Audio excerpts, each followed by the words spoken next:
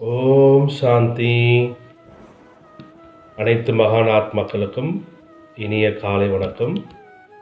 நாம் அனைவரும் மம்மாவின் பாதையில் சென்று தீவிரமான முயற்சியாளராக ஆகிக் கொண்டிருக்கின்றோம். கடந்த 5 நாட்களாக மம்மாவினுடைய சிறப்புகளை பற்றி நாம் பார்த்து கொண்டிருக்கின்றோம். இன்று 6வது நாள் வகுப்பில் நம்முடைய மதிப்பிற்குரிய தாதி மனோகர் இந்திராஜி அவர்களுடைய மம்மாவுடன் ஏற்பட்ட அனுபவத்தை பார்க்க இருக்கின்றோம். தாதிஜி அவர்கள் யஜ்ஞத்தின் ஆதி ரத்தனங்களில் ஒருவர். யஜ்ஞ ஸ்தாபனை முதலாக மம்மா பாபாவோடு இருந்தவர். இவ்வித்யாலயத்தின் தலைமையகத்தில் உள்ள ஒரு வளாகமான ஞானஸ்வரூபர் வித்யாபீடத்தின் பொறுப்பு நிர்வாகியாக இருந்தவர். இவர் தன்னுடைய சாக்கார உடலை விட்டு பிரிந்து பாபாவின் மடியை 17/11/2008 அன்று அடைந்தார். பிறகு அட்வான்ஸ் பார்ட்டியாக ஜென்மெடுத்து பாபாவினுடைய எல்லையற்ற சேவையில் தன்னுடைய பாகத்தை செய்து கொண்டிருக்கின்றார். தாதிஜி அவர்களுடைய லௌகிக்கு வீடானது மம்மா பாபாவினுடைய வீட்டிற்கு அருகாமலே இருந்தது. லௌகிக்கத்தில் கூட தாதிஜி மற்றும் அவருடைய குடும்பத்தை சேர்ந்தவர்கள் பாபாவினுடைய வீட்டிற்கு வருவதும் போதுமாக இருந்தார்கள். அந்த அளவுக்கு ஒரு நெருக்கம் என்பது லௌகிகத்தில் கூட இருந்தது என்று அவர் கூறுகின்றார். இப்போது தாதிஜி அவர்களுடைய அனுபவத்தை நாம் பார்ப்போம். தாதிஜி அவர்கள் கூறுகின்றார்கள், ஒரு முறை மம்மாவே தன்னுடைய அனுபவத்தை ஒரு பாடலாக ஏற்றி பாடினார். அந்த பாடல் கேட்பவரை நன்றாக மகிழ்விக்கக்கூடிய வகையில் மிக நன்றாக இருந்தது. அந்த அளவுக்கு எல்லோரையும் மகிழ்ச்சி ஊட்டக்கூடியதாக இருந்தது என்று தாதிஜி அவர்கள் கூறுகின்றார்கள். மம்மா அந்த பாடலை பார்த்தீங்கன்னா சிந்தியில் தான் எழுதியிருந்தாங்க. அதனுடைய பொருள் பற்றி நமக்கு தாதிஜி அவர்கள் சில வரிகளில் கூறுகின்றார்கள். நாம் கேட்போம். மம்மா அவர்கள் பாடிய அந்த பாடல். ஓம் மண்டலியில் நான் கண்ட காட்சியை தோழிகளே அந்த சுகத்தினை நான் எப்படி வர்ணிப்பேன். ஓம் மண்டலையில் நான் சென்று கண்ட காட்சியை தோழிகளே அந்த சுகத்தினை நான் எப்படி வர்ணிப்பேன். அங்கே ஒலித்து கொண்டிருந்த ஓம் என்ற துணி அது என் மனதை அம்பு போல் தைத்தது. அங்கே ஒலித்து கொண்டிருந்த ஓம் என்ற துணி அது என் மனதை அம்பு போல் தைத்தது. அந்த கணமே என் மனம் சீத்தளமானது. எனது கவலைகளும் அத்துடன் தொலைந்தே போனது. அந்த கணமே என் மனம் சீத்தளமானது. எனது கவலைகளும் அத்துடன் தொலைந்தே போனது என்ற இந்த அழகான பாடலை மம்மா அவர்கள் பாடியதாக நம்முடைய தாதிஜி அவர்கள் கூறுகின்றார்கள். அதற்கு பிறகு பாபா தினமும் ஒரு பாடலை ஏற்றி மம்மாவிடத்தில் தருவார். மம்மா அதை இசையமைத்து சத்சங்கத்தில் பாட துவங்கினார்கள். கீத ஞானம் மற்றும் மம்மாவினுடைய பாடல் கேட்டு அந்த மதுரை இசையால் நாளுக்கு நாள் சத்சங்கத்திற்கு வரக்கூடியவர்களுடைய எண்ணிக்கை அதிகரித்தது. அதில் மாதர்களும் கன்னியர்களும் அதிகமான எண்ணிக்கையில் இருந்தார்கள் என்று தாதிஜி அவர்கள் கூறுகின்றார்கள். அந்த சமயத்தில்தான் பாபா திவ்ய திருஷ்டி வழங்கக்கூடிய வள்ளல் பாபா திவ்ய திருஷ்டி தரும் களஞ்சியத்தை திறந்தார். ஓம் என துணி கேட்ட மாத்திரத்திலேயே சில மாதர்களும் கன்னியர்களும் தியானத்தில் சென்று விடுவார்களாம். அவர்கள் தியானத்தில் சென்று அநேக விதமான காட்சிகளை பார்த்தார்கள் என்று தாதிஜி அவர்கள் கூறுகின்றார்கள். தாய்மார்களுக்கு சொர்க்கம் மற்றும் ஸ்ரீகிருஷ்ணரோடு விளையாடக்கூடிய சாட்சாத்காரம் என்பது ஏற்பட்டதாம். கண்கள் மூடியிருக்கும், ஆனால் அவர்கள் ஸ்ரீகிருஷ்ணரை பார்த்து கொண்டிருப்பார்களாம். அந்த மாதிரிலாம் காட்சிகள் என்பது கிடைத்தது என்று தாதிஜி அவர்கள் கூறுகின்றார்கள். தாதா லேக்ராஜின் சத்சங்கத்தில் ஸ்ரீகிருஷ்ணருடைய சாட்சாத்காரம் ஏற்படுகிறது என்ற இந்த செய்தி ஊரெங்கும் பரவிவிட்டது. அதை கேள்விப்பட்ட மக்கள் அதிகமாக சத்சங்கத்திற்கு வர ஆரம்பித்து விட்டார்களாம். சத்சங்கத்தில் வரக்கூடியவர்களுடைய எண்ணிக்கை அதிகமாக சென்று கொண்டே இருந்தது. சத்சங்கம் வளர வளர மம்மாவினுடைய பொறுப்புகளும் கூட அதிகமாக ஆகிவிட்டது என்று தாதிஜி அவர்கள் கூறுகின்றார்கள். மம்மாவினுடைய லௌகிக்கு பெயர் ராதை. அந்த சத்சங்கத்தில் ஓம் துணி எழுப்பப்பட்டது. எனவே பாபா அவருக்கு ஓம் ராதை என பெயர் வைத்தார். எப்பொழுது யாராவது ஒரு மாதரையோ கன்னியரையோ பார்த்து எங்கே செல்கின்றீர்கள் என்று கேட்டால் அவர்கள் நாங்கள் ஓம் ராதையிடம் செல்கின்றோம் என்று சொல்வார்களாம். ஏன் செல்கின்றீர்கள் என்று கேட்டால் எங்களுக்கு அவர் ஓம் துணி இசைக்கு கற்பிக்கிறார் மற்றும் அதன் அர்த்தமும் புரிய வைத்து அதிலேயே மனதை ஒருமுகமாக்கவும் கற்பிக்கின்றார். எனவே நாங்கள் ஓம் ராதையிடம் செல்கின்றோம் என்று கூறுவார்களாம். அந்த அளவுக்கு மம்மா அவர்கள் ஒலிக்கக்கூடிய அந்த ஓம் துவனியானது மிகவும் ஒரு சிறப்பாக இருந்தது என்றும் அதே போன்று நல்ல நல்ல அனுபவங்களை ஏற்படுத்தக்கூடியதாக இருந்தது என்றும் தாதிஜி அவர்கள் கூறுகின்றார்கள். தன்னுடைய பங்களா உட்பட சத்சங்கத்தின் முழு பொறுப்பையும் ஓம் ராதையிடம் பாபா ஒப்படைத்துவிட்டு தன் குடும்பத்தாருடன் பாபா காஷ்மீர் சென்று விட்டார். மம்மா சத்சங்கத்திற்கு வரும்போதெல்லாம் சத்சங்கம் நடந்து முடிந்த பிறகு ஏதாவது சேவை செய்துவிட்டு தன்னுடைய லௌகிக்க வீட்டிற்கு சென்று விடுவார்கள். ஆனால் அங்கு எந்த பிரசாதமும் சாப்பிட மாட்டார், உணவும் உட்கொள்ள மாட்டார். இதனால் கர்மத்துடைய கணக்கு சேர்ந்துவிடும் என்று மம்மா நினைப்பாங்களாம். நாம் சேவை செய்யவில்லை, நம்முடைய கணக்கை குறைக்கின்றோம். அதாவது யஞத்தில் உணவோ பிரசாதமோ சாப்பிட்டால் அதற்கான சுமை என்பது ஏறிவிடும். நாம் நம்முடைய வேலை சத்சங்கத்தில் சேவை செய்வது தான் தவிர உண்பது பருவது இல்லை என்று மம்மா அவர்கள் சொல்லுவாங்களாம். இந்த விஷயம் பாபாவிற்கு எப்படியோ தெரிந்து விட்டது. பாபா காஷ்மீரிலிருந்து மம்மாவுக்கு ஒரு கடிதம் எழுதியிருந்தாங்களாம். குழந்தா, நீ அங்கே இருப்பது மிகப்பெரிய ஒரு சேவைன்னு சொன்னாங்களாம். அதாவது சத்சங்கத்திலே இருப்பது மிகப்பெரிய சேவை. நீ சத்சங்கத்திலே இருந்த அப்படின்னா நிறைய பேருக்கு சேவை என்பது நடக்கும், நன்மை என்பது ஏற்படும். ஆகையினால நீ சத்சங்கத்திலே தங்கிவிடு, அங்கேயே சாப்பிடு என்று பாபா மம்மாவுக்கு ஒரு கடிதம் எழுதியிருந்தாங்களாம். பிறகு பாபாவுடைய கட்டளைப்படி மம்மாவும் அங்கேயே சாப்பிட ஆரம்பித்தார்கள். இல்லைனா மம்மா என்ன பண்ணுவாங்கன்னா காலையில் வருவாங்களாம், சத்சங்கம் செய்து முடித்து சேவைகளும் செய்துவிட்டு பகலில் தன்னுடைய வீட்டிற்கு மம்மா அவர்கள் சென்று விடுவார்களாம். இது போலவே மாலையிலும் வருவாங்க, பிறகு சத்சங்கம் முடிந்த பிறகு இரவு சென்று விடுவார்களாம். எப்பொழுதிலிருந்து மம்மா யஞத்தில் தங்க ஆரம்பித்தாரோ அப்பொழுதிலிருந்து மம்மாவிடம் நிறைய மாற்றங்கள் என்பது வர துவங்கியது என்று தாதிஜி அவர்கள் கூறுகின்றார்கள். பாபா காஷ்மீரிலிருந்து மம்மா பேரிலும் தாதி குமாரகா அதாவது பிரகாஷ்மணி தாதிஜி பேரிலும் தாதி சந்திரமணி பெயரிலும் கடிதம் அனுப்பி கொண்டிருந்தார். இது ஞான கடிதம். இதனை படித்து தாரணை செய்து அது மட்டும் இல்லாமல் சத்சங்கத்திலும் சொல்லுங்கள் என்று பாபா எழுதுவாராம். மம்மா அப்படியே செய்து விடுவார்கள். ஆனால் சில சகோதரிகள் பயந்தாங்க. அவங்களுக்கு மம்மா தைரியமும் துணிவும் ஊட்டி ஞானம் சொல்ல கற்றுக் கொடுத்தார்கள் என்று தாதிஜி அவர்கள் கூறுகிறார்கள். மெல்ல மெல்ல மம்மாவிடம் அளவிலாத ஆன்மீக சக்தி என்பது நிரம்ப ஆரம்பித்து விட்டது. மம்மா கத்தியில் அமர்ந்தோ அல்லது நின்று கொண்டோ யாருக்காவது திருஷ்டி கொடுத்தார்கள் என்றால் திருஷ்டி பெறக்கூடியவர்கள் மம்மாவை பார்க்கும்பொழுது சில சமயம் ஸ்ரீ ராதையாகவும் சில சமயம் ஸ்ரீ லக்ஷ்மியாகவும் சாட்சாத்காரம் என்பது ஏற்பட்டதாம்.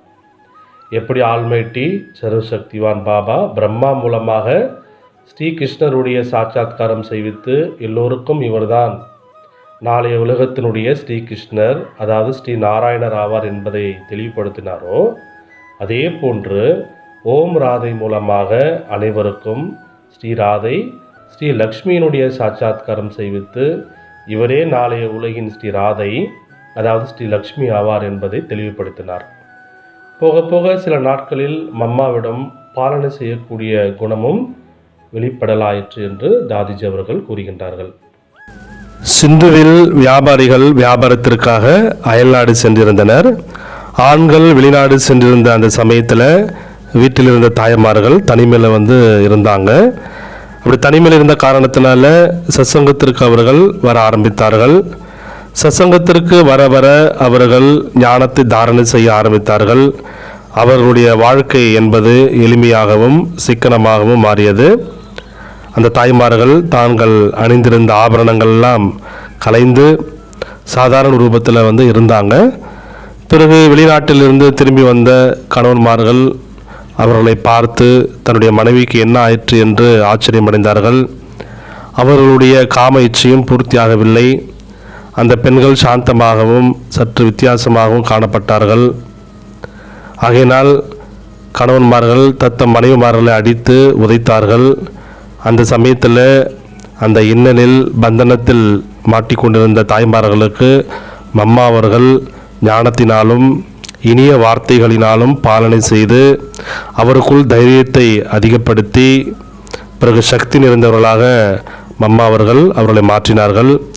அவர்களுக்குள் பொறுமை சக்தியும் எதிர்கொள்ளக்கூடிய சக்தியும் தங்களுக்குள் நிரப்பும் அளவுக்கு அவர்களை தயாராக ஆக்கினார். இவ்வாறாக செய்து மம்மாவினுடைய பாலனை என்பது இறுதி உச்சக்கட்டத்தை அடைந்தது. ஒரு நாள் பாபா கூறினார், சத்சங்கத்தில் வருகின்ற கன்னியர்கள் தாய்மார்கள் அனைவரும் மம்மாவுடைய பெயரில் தன்னுடைய வீட்டிலிருந்து அனுமதி கடிதம் பெற்று வர வேண்டும் என்று கூறியிருந்தார். அந்த அனுமதி கடிதத்தில் இப்படி எழுதியிருக்கும், நான் என்னுடைய மகளை ஓமண்டலி மாதா, அதாவது ஓம் ராதை மாதாவிடம் ஞானத்தை கேட்பதற்கும் பிறருக்கு அதை சொல்வதற்கும் நான் மகிழ்ச்சியுடன் ஒப்புதல் தருகிறேன் என்ற அந்த விஷயமானது அந்த கடிதத்தில் இருக்குமாம். இவ்வாறாக மம்மா அவர்களுக்கு ஞானத்தை வழங்கி அவர்கள் ஞானத்தை மற்றவர்களுக்கு எடுத்துரைக்கும் அளவிற்கு அவர்களை தகுதியுடையவர்களாக மாற்றினார்.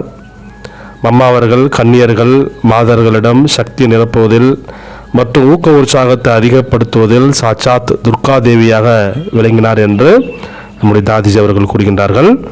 பிறகு பாபா காஷ்மீரிலிருந்து வந்தவுடன் ஆல்மேட்டி பாபா சிவபாபா பிரம்மாவின் உடல் மூலமாக ஞானத்தின் இரகசியங்களை ஒவ்வொன்றாக திறந்தபடி சொல்ல ஆரம்பித்தார். முரளி கூற ஆரம்பித்தார். முரளி சொல்வதுடன் கூடவே இந்த பிரம்மாதான் முழு மனித குலத்திற்கும் பிதா ஆவார் என்பதையும் தெளிவுபடுத்திவிட்டார். இவரே நாளை ஸ்ரீ கிருஷ்ணர், அதாவது ஸ்ரீ நாராயணன் ஆவார். அதே போன்று ஓம் ராதைதான் ஜெகதம்பா சரஸ்வதி, பிரம்மாவினுடைய மகள் இவரே நாளை ஸ்ரீ ராதையாக, அதாவது ஸ்ரீ லக்ஷ்மியாக ஆவார் என்பதையும் தெளிவுபடுத்திவிட்டார். அப்பொழுதிலிருந்து மம்மாவினுடைய காரிய விவகாரங்களில், பேச்சுவார்த்தைகளில், சிந்தனைகளில், நியமங்களில் மிகவும் பண்புள்ளவராகவும் திறமை மிகுந்தவராகவும் இருந்தார் என்று தாஜி அவர்கள் கூறுகின்றார்கள். மம்மா அவர்கள் மிகவும் கம்பீரத்தோடு தென்படுவார். நாங்கள் மம்மா வேகமாக நடந்ததை பார்த்ததே இல்லை என்று கூறுகின்றார். அதாவது மம்மா வேகமாக நடக்கவே மாட்டாங்களாம். அவர் எப்பொழுதுமே பொறுமையுடனும் யோகயுக்தமாகவும் நடந்து செல்வார். பிறகு பாபா கராச்சியில் பெரிய பெரிய பங்களா எடுத்து அங்கு ஓம் நிவாஸ் என்ற பெயரில் பள்ளி திறந்தார். அதாவது இப்போ அவங்க ஹைதராபாத்திலிருந்து ஹைதராபாத்திலிருந்து கராச்சிக்கு போகின்றார்கள். நாங்கள் அனைவரும் கராச்சியில் தங்க ஆரம்பித்தோம். கராச்சியில் மம்மாவிற்கு எங்கே மாதா நடிப்பு ஆரம்பமாயிற்று. அந்த பவனில் சுமார் 450 சமர்ப்பண சகோதர சகோதரிகள் தங்கியிருந்தார்கள். தாய்மார்கள் தனியாக, கன்னியர்கள் தனியாக, குமாரர்கள் தனியாக, இவ்வாறாக 4 தனித்தனி பவனில் தங்குவதற்கான வசதிகள் என்பது செய்யப்பட்டது. மம்மா கன்னியர்களோடு தங்கினார். பாபாவினுடைய பங்களா தனியாக இருந்தது. அமிர்த வேலை முதல் இரவு வரையிலுமான எங்களுடைய தினசரி நடவடிக்கைகள் எப்படியெல்லாம் இருக்க வேண்டும் என்பது மம்மாவினுடைய கையில் இருந்தது. அதாவது மம்மா என்ன சொல்கின்றாரோ அதன்படி நாங்கள் செய்ய வேண்டும். அனைத்து செயல்பாடுகளும் மம்மாவிற்கு முன்பாகவே முழுமை பெற்று முடிவிற்கு வரும். மம்மா ஒவ்வொரு விஷயத்திலும் மிக துல்லியமாக இருந்தார். அவர்களுடைய ஒவ்வொரு செயலும் பழகக்கூடிய விதமும் நியமப்படி இருக்கும். மம்மா எங்களுக்கு எந்த செயலையும் பாடமுறையில் சொல்லில் கற்பிக்கவில்லை. அவர்கள் எல்லாவற்றையும் முதலில் தானே செய்து கற்பித்தார். உதாரணத்திற்கு காய்கறி தானியம் சுத்தம் செய்யும் சேவையிலும் மம்மா முதலில் தானே அமர்வார். பிறகு அவரை பார்த்து அனைவரும் தானாகவே வருவார்கள். மாறாக ஒவ்வொருவரையும் பார்த்து சேவைக்கு நீங்கள் வாருங்கள் என்று அழைக்க மாட்டார். நாங்கள் பார்த்ததில் மம்மா வார்த்தைகளினால் சேவை வாங்கியதை விட செயல் மூலம் வாங்கியதே அதிகம். முதலில் தானே செய்து அனைவருக்கும் மம்மா அவர்கள் கற்பிப்பார்கள் என்று தாதிஜி அவர்கள் கூறுகின்றார்கள். பாபாவின் ஒவ்வொரு சொல்லிற்கும் கீழ்ப்படிந்தவராக மம்மா அவர்கள் விளங்கினார்கள். அடிக்கடி மம்மாவினுடைய வார்த்தை இதுவாகத்தான் இருந்தது. ஆணையிடுபவரே ஆணையின்படி நடத்துகின்றார். பாபா அரசர் எப்படி விரும்புகின்றாரோ அப்படியே சேவகன் நடப்பான். எப்படி விருப்பமோ அப்படியே செய்யட்டும். இவை அனைத்தும் பாபாவினுடையது, எனது ஒன்றுமே இல்லை என்று மம்மா அவர்கள் அடிக்கடி இந்த வார்த்தைகள் கூறுவார்கள் என்று தாதிஜி அவர்கள் கூறுகின்றார்கள். மம்மா அவர்கள் எப்போது மற்றவர்களை பாபாவின் பக்கமே சுட்டி காண்பிப்பார். ஒரு பாபாவின் பக்கமே அனைவருடைய கவனத்தையும் அவர் திருப்பினார். மம்மா குழந்தைகளின் உடல் மற்றும் ஆத்மா இரண்டிற்கும் வேண்டிய பாலனை கொடுத்து வந்தார். இவ்வாறாக மம்மாவினுடைய பெயர் யஞ்ஞ மாதா ஜெகதம்பா சரஸ்வதி என்று அமையப்பெற்றது. அந்த அளவுக்கு நம்முடைய மம்மா அவர்கள் குழந்தைகளுக்கு பாலனை என்பது செய்தார்கள் என்று தாதிஜி அவர்கள் கூறுகின்றார்கள். பாபாவிற்கு எதிரில் வரும் பொழுது மம்மா தலை வணங்கி சிரித்த முகத்தோடு ஒரே சொல்வார், ஆம் பாபா, சரி செய்கிறேன் பாபா என்ற வார்த்தை தான் கூறுவார். வேறு எந்த வார்த்தையும் சொல்ல மாட்டார். மம்மா அவர்கள் யங்கியத்தில் எப்பொழுதும் ஒரு பழக்கம் வைத்திருந்தார்கள். பாபாவின் முரளிக்கு முன்பு 10 நிமிட வகுப்பில் மம்மா ஞான சித்தார் வாசிப்பார். பிறகுதான் பாபா ஞான முரளியை மீட்டுவார், அதாவது ஞானத்தை கூறுவார். ஞானத்தின் தேவியாக வித்யா தேவியாகவும் இருந்தபோதும் மம்மாவிற்கு படிப்பின் மீது அந்த அளவிற்கு அன்பு என்பது இருந்தது. அவர் பகலில் 3 முறை முரளியை படிப்பார். மம்மா சொல்வார்கள், பாருங்கள், இந்த முரளியை எத்தனை முறை நீங்கள் படிக்கின்றீர்களோ அத்தனை முறை நமக்கு ஞானத்தினுடைய புதிய புதிய பொக்கிஷங்கள் கிடைக்கும் என்று மம்மா அவர்கள் கூறுவார்கள். மம்மாவிடம் அகநோக்கு முகமாக இருப்பது முக்கிய தாரணையாக இருந்தது. மம்மா அனைவருடனும் சேர்ந்திருந்தாலும் தனக்குத்தான் எப்பொழுதும் மம்மா அவர்கள் தனித்திருப்பார். 2 மணிக்கு எழுந்து தன்னுடைய அறையில் அமர்ந்து ஏகாந்தத்தில் பாபாவை நினைத்து கொண்டிருப்பார். பகலில் செயல்களில் ஈடுபட்டிருந்தாலும் ஞான சிந்தனையில் மூழ்கியிருப்பார். மம்மா ஒருபொழுதும் கேலி கிண்டலாக பேசி நாங்கள் பார்த்ததே இல்லை. மம்மாவிடம் மிகவும் இனிமையும் அதே அளவிற்கு பயமற்ற தன்மையும் இருந்தது. மம்மா அவர்கள் கூறுவார்கள், வாழ்க்கையில் எந்த பகவானுக்கு பயப்பட வேண்டுமோ அவரே நம்முடையவராக ஆன பிறகு யாருக்கு நாம் பயப்பட வேண்டும்? பாவ செயல் செய்பவர் தான் பயப்படுவார். நாமோ சிரேஷ்ட கர்மம் சத்திய கர்மம் செய்யக்கூடியவர்கள், ஈஸ்வரனுடைய வழியில் நடக்கக்கூடியவர்கள். எனவே நாம் ஏன் பயப்பட வேண்டும் என்று மம்மா அவர்கள் கூறுவார்கள். அன்ன ஆகாரங்களில் கூட மம்மாவிற்கு எந்த விருப்பமும் இல்லாமல் இருந்தது. அவர்கள் யங்கியத்தின் பிரசாதத்தை ஒருபோதும் உதாசீனம் என்பது செய்ததே இல்லை என்று தாதிஜி அவர்கள் கூறுகின்றார்கள். ஆகினால நாம் மதிப்பிற்குரிய தாதிஜி அவர்களின் மம்மாவுடன் ஏற்பட்ட அனுபவத்தை நாம் கேட்டோம். இப்போது மீண்டும் நாம் சுருக்கமாக தாதிஜி அவர்கள் கூறிய விஷயங்களிலிருந்து மம்மாவினுடைய சிறப்புகளை பற்றி நாம் பார்ப்போம். மொத்தம் 9 விதமான சிறப்புகளை பற்றி நாம் பார்ப்போம். முதல் சிறப்பு, மம்மா காரிய விவகாரங்களில், பேச்சுவார்த்தைகளில், சிந்தனைகளில், நியமங்களில் மிகவும் பண்புள்ளவராகவும் திறமை மிகுந்தவராகவும் இருந்தார். எப்படி இருந்தாங்க மம்மா? பண்பு என்பது அவர்கள் பேசக்கூடிய வார்த்தைகளில், சிந்தனைகளில், தான் செய்யக்கூடிய செயல்களில் அந்த அளவுக்கு பண்பு என்பது நிறைந்து இருந்தது. மிகவும் திறமைசாலியாக மம்மா அவர்கள் இருந்தார்கள். இரண்டாவது சிறப்பு, எப்போதும் கம்பீரத்தன்மையோடு இருப்பார். ஏன்னா மம்மா வயதில் சிறியராக இருந்தாலும் கூட மம்மா கிட்ட எப்படிப்பட்ட ஒரு தோட்டம் என்பது தென்பட்டது. ஸோ அனுபவத்தில் அவருக்குள்ள அவ்வளோ ஒரு முதிர்ந்த தன்மை என்பது இருந்தது. அந்த அளவுக்கு மம்மா அவர்கள் கம்பீரத்தன்மையோடு இருந்தார்கள். மூன்றாவது, ஒவ்வொரு விஷயத்திலும் மம்மா அவர்கள் மிக துல்லியமாக அக்யூரேட்டாக இருப்பார்.